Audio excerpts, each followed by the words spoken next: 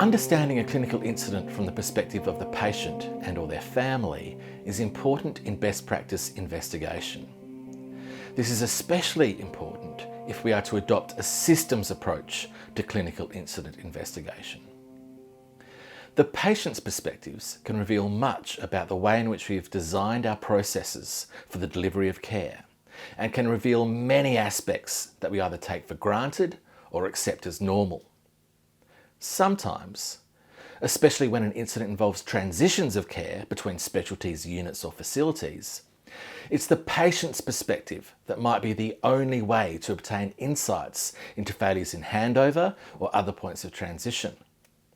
Sometimes it's only the patient that has the full picture relating to their continuity of care.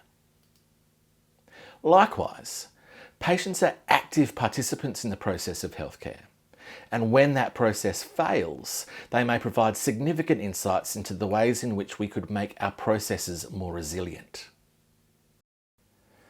It is absolutely appropriate during a clinical incident investigation to make a time for one of the investigation team members to sit down with a patient and/or their family and discuss matters relating to the incident.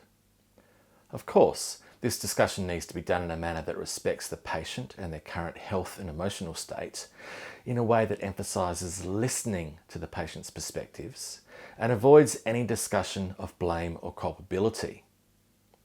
Given these constraints, listening to the story of the incident from the patient's perspective can give us great insights into what happened and when, and where there may have been deficiencies in the way in which we delivered care.